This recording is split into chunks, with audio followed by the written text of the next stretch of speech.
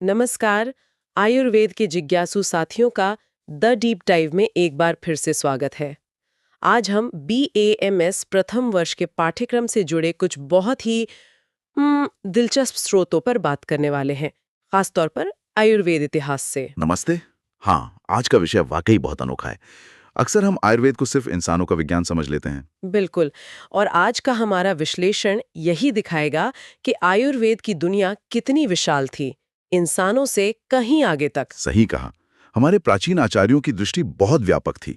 उन्होंने प्रकृति के हर जीव को स्वास्थ्य और चिकित्सा के दायरे में शामिल किया था। तो चलिए आज NCISM पाठ्यक्रम के पेपर 2 पार्ट बी के एक खास हिस्से पर गहराई से चर्चा करते हैं।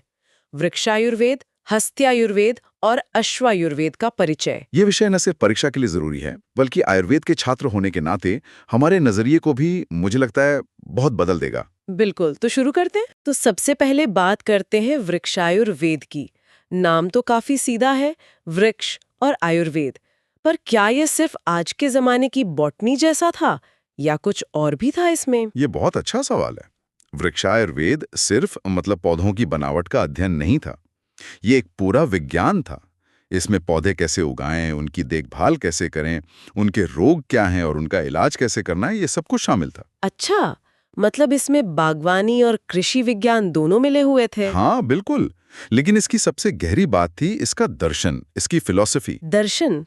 पौधों के विज्ञान में कैसा दर्शन? इसका मूल दर्शन था प्रकृति के साथ सामंजस्य, और ये लीस्ट हार्म प्रिंसिपल पर आधारित था। मतलब प्रकृति को कम से कम नुकसान पहुंचाओ। ये तो बहुत ही आधुनिक सोच लगती है। है ना? और सुनिए, महर्षि पराशर ने अपने ग्रंथ में कहा है कि पौधों में भी चेतना होती है। उन्होंने एक शब्द इस्तेमाल किया है, सुख दुख समन्विता। सुख दुख समन्विता। इसका मतलब वो भी सुख और दुख महसूस कर सकते हैं।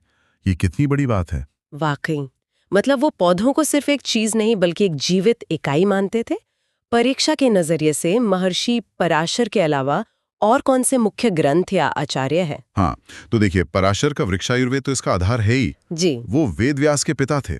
जी। फिर उनके कई सदियों बाद लगभग 10वीं शताब्दी में सुरपाल ने भी वृक्षायुर्वेद नाम से एक बहुत ही विस्तृत ग्रंथ लिखा। अच्छा, तो दोनों में क्या फर्क था? सुरपाल का ग्रंथ ज्यादा प्रैक्टिकल है। उसमें मिट्टी के प्रकार, सिंचाई, बीजों का उपचार, रोगों का इलाज, इन सब पर बहुत विस्तार से बात की गई है। ऐसा लगता है जैसे पराशर ने दार्शनिक नींव रखी और सुरपाल ने उसे एक व्यावहारिक विज्ञान बना दिया। तो क्या ये ज्ञान सिर्फ इन्हीं ग्रंथों में था या कहीं और भी इसका जिक्र मिलता है? नहीं नहीं, और यही तो मजेदार बात है। हमें कौटिल्य के अर्थशास्त्र में भी इसके नियम मिलते हैं। वराह मिहिर की बृहद संहिता में तो एक पूरा अध्याय ही वृक्षायुर्वेद पर है। तो और इसे चतुष्षष्ठी कला यानी 64 कलाओं में से एक गिना जाता था। मतलब ये ज्ञान समाज में बहुत सम्मानित था। ये तो बहुत ही दिलचस्प है। पर मुझे एक बात ने सबसे ज्यादा चौंकाया। त्रिदोष का सिद्धांत, वात, पित्त और कफ, ये पौधों पर कैसे लागू हो सकता है? यही तो आयुर्वेद के नजरिए की खूबसूरती है। हमारे आचार्यों के लिए जीव की परिभाषा बहुत व्यापक थी। वो मानते थे कि जो ऊर्जा के सिद्धांत इंसानों में काम करते हैं, वही किसी न किसी रूप में पौधों में भी सक्रिय हैं। तो पौधों में इन दोषों के बिगड़ने के लक्षण कैसे दिखते थे? बहुत साफ लक्षण बताए गए हैं। जैसे जब पौधे में वात दोष बढ़ता है तो वो रूखा, पतला, टेढ़ा होने लगता है। और फल? फल छोटे, कठोर और कम रस वाले होते हैं। तनों में गांठें पड़ जाती हैं। और पित्त दोष का क्या असर होता था? पित्त दोष बढ़ने पर जैसे हमारे शरीर में जलन होती है, वैसे ही पौधों में पत्तियां पीली पड़ने लगती हैं। फूल और फल समय से पहले ही झड़ जाते हैं। पकने से पहले ही? हाँ, या तो झड़ जाते हैं या पकने से पहले ही सड़ने लगते हैं। ये पित्त की गर्मी का प्रतीक है। पर कफ दोष? कफ दोष से पौधे में भारीपन आता है, वृद्धि रुक जाती है, पत्तियां मोटी और अजीब आकार की हो जाती हैं, और फल वो बहुत देर से आते हैं, और जब आते भी हैं तो बेस्वाद होते हैं। अविश्वसनीय। पर इसका इलाज कैसे होता था? क्या पौधों को भी दवाइयां देते थे? हाँ बिल्कुल, सिद्धांत वही था, बस तरीका अलग था। दोषों को शांत करने के लिए घी, शहद, दूध, यहाँ तक कि मांस रस और जड़ी बूटियों का काढ़ा बनाकर पौधों की जड़ों में डाला जाता था। ये तो सच में अद्भुत है। तो क्या यही समग्री दृष्टिकोण हमें पशुओं के प्रति भी देखने को मिलता है? पशु चिकित्सा का इतिहास कितना पुराना है हमारे यहाँ? उतना ही पुराना जितनी हमारी सभ्यता। इसकी जड़ें तो हमें वेदों में मिलती हैं, खासतौर पर अथर्ववेद में। अथर्ववेद में? जी, उसमें गायों और घोड़ों के रोगों और उनके इलाज से जुड़े कई मंत्र मिलते हैं। इससे पता चलता है कि पशु हमारे पूर्वजों के लिए कितने जरूरी थे। और मैंने सम्राट अशोक के बारे में भी पढ़ा है। पशु चिकित्सा में उनका क्या योगदान था? सम्राट अशोक का योगदान ऐतिहासिक रूप से बहुत बड़ा है। उन्होंने लगभग 3री शताब्दी ईसा पूर्व में सिर्फ इंसानों के लिए नहीं बल्कि जानवरों के लिए भी अस्पताल बनवाए। अस्पताल जानवरों के लिए? हाँ, और ये दुनिया के पहले ज्ञात पशु चिकित्सालय माने जाते हैं। ये सिर्फ दया का काम नहीं था, ये एक संगठित स्वास्थ्य सेवा प्रणाली थी जो हर जीव के लिए थी। ये तो बहुत बड़ी बात है।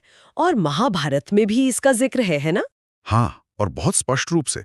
महाभारत में नकुल को अश्वशास्त्र यानी घोड़ों की चिकित्सा में एक्सपर्ट माना गया है और सहदेव को गौशास्त्र यानी गायों की चिकित्सा में। मतलब उस समय भी स्पेशलाइजेशन था। बिल्कुल, और इस ज्ञान को बहुत सम्मान भी दिया जाता था। इन सब में क्या कोई एक ऐसा नाम है जिसे हम भारतीय पशु चिकित्सा का जनक कह सकते हैं? हाँ, निश्चित रूप से। वो स्थान आचार्य शालिहोत्र को दिया जाता है। शालिहोत्र? उन्हें भारतीय पशु चिकित्सा विज्ञान का जनक मानते हैं। उनका प्रभाव इतना गहरा था कि सदियों तक पशु चिकित्सकों को शालिहोत्रीय कहा जाता था। वाह, मतलब एक व्यक्ति का नाम पूरे पेशे की पहचान बन गया। जी, ये उनके ज्ञान के प्रति समाज के सम्मान को दिखाता है। तो शालिहोत्र से ही पशु आयुर्वेद की विशेष शाखाओं की शुरुआत हुई होगी। हमारे सिलेबस में अश्वायुर्वेद और हस्त्यायुर्वेद पर जोर है। पहले अश्वायुर्वेद पर बात करते हैं। घोड़ों के लिए एक अलग शास्त्र की जरूरत ही क्यों पड़ी? देखिए, प्राचीन भारत में घोड़े सिर्फ सवारी के लिए नहीं थे, वो युद्ध में निर्णायक होते थे।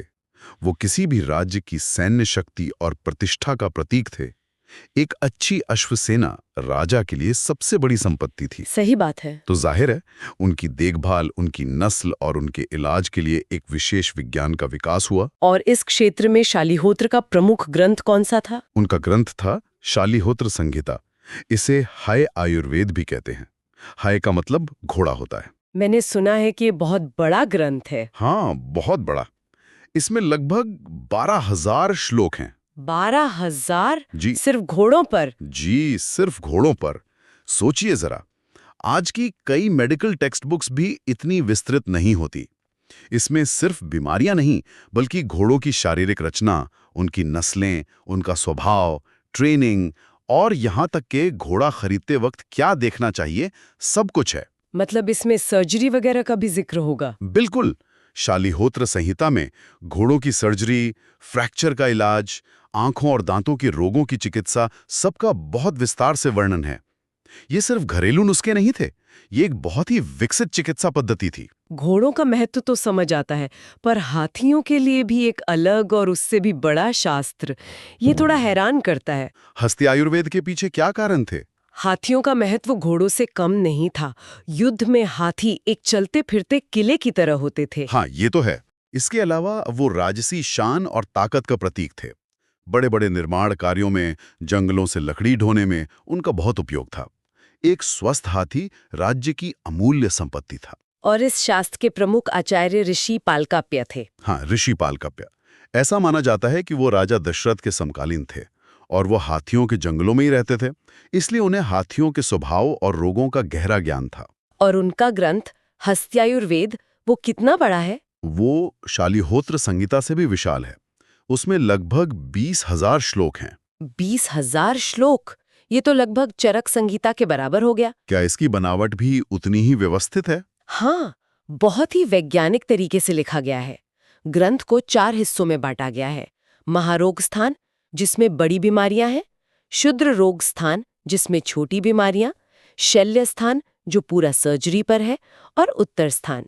शल्य स्थान मतलब हाथियों पर भी जटिल ऑपरेशन किए जाते थे। निश्चित रूप से शल्य स्थान में अलग अलग तरह के यंत्रों और शस्त्रों का वर्णन है। हाथियों के घाव, फोड़े, ट्यूमर, इन सब की सर्जरी का वर्णन मिलता है। और सबसे हैरान करने वाली बात क्या है इस ग्रंथ में? सबसे हैरान करने वाली बात है हाथियों के लिए बस्ती कर्म जैसी पंचकर्म प्रक्रियाओं का वर्णन। बस्ती कर्म हाथियों के लिए? जी, जरा सोचिए, एक विशाल हाथी पर यह प्रक्रिया करने के लिए कितने ज्ञान और अनुभव की जरूरत रही होगी। ये तो कल्पना करना भी मुश्किल है। क्या ये ज्ञान पूरे भारत में एक समान था? हाँ, और ये क्षेत्रीय ज्ञान के साथ मिलकर और भी समृद्ध हुआ। जैसे असम की एक पांडुलिपि है, हस्ती विद्यार्णव। हस्ती विद्यार्णव। ये हाथियों पर एक सचित्र ग्रंथ है जिसमें सुंदर चित्रों के साथ जानकारी दी गई है। ये दिखाता है कि कैसे शास्त्रीय ज्ञान स्थानीय परंपराओं के साथ मिलता था। तो आज की हमारी इस चर्चा ने आयुर्वेद का एक बिल्कुल ही अलग पहलू दिखाया है। चलिए परीक्षा के लिए मुख्य बातों को एक बार जल्दी से दोहरा लेते हैं। जरूर। तो पहला, वृक्षायुर्वेद यानी पौधों का आयुर्वेद। प्रमुख आचार्य पराक्षर और सुरपाल, और सबसे खास पौधों में भी त्रिदोष की संकल्पना। दूसरा, पशु आयुर्वेद की प्राचीनता। इसकी जड़ें वेदों तक जाती हैं और सम्राट अशोक ने पहले पशु अस्पताल बनवाए। भारतीय पशु चिकित्सा के जनक हैं शालिहोत्र। और महाभारत के नकुल अश्व चिकित्सा में और सहदेव गौ चिकित्सा में विशेषज्ञ थे। तीसरा, अश्वायुर्वेद, घोड़ों का आयुर्वेद। प्रणेता शालिहोत्र और ग्रंथ शालिहोत्र संहिता, जिसमें लगभग 12,000 श्लोक हैं। और चौथा, हस्त्यायुर्वेद यानी हाथियों का आयुर्वेद। प्रमुख आचार्य पालकाप्य और उनका ग्रंथ हस्त्यायुर्वेद, जिसमें लगभग 20,000 श्लोक हैं। तो इन सब का सार क्या है? इसका मतलब है कि आयुर्वेद का दृष्टिकोण कितना समग्र और समावेशी था। हाँ, ये मनुष्य बनाम प्रकृति की सोच पर नहीं, बल्कि मनुष्य प्रकृति का हिस्सा है की सोच पर आधारित था।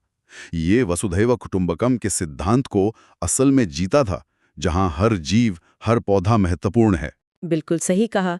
ये ज्ञान सिर्फ परीक्षा में नंबर लाने के लिए नहीं है, ये हमारी विरासत है जो हमें सिखाती है कि स्वास्थ्य एक पारिस्थितिक संतुलन का नाम है। और मुझ जाते जाते एक विचार सबके लिए छोड़ जाते हैं।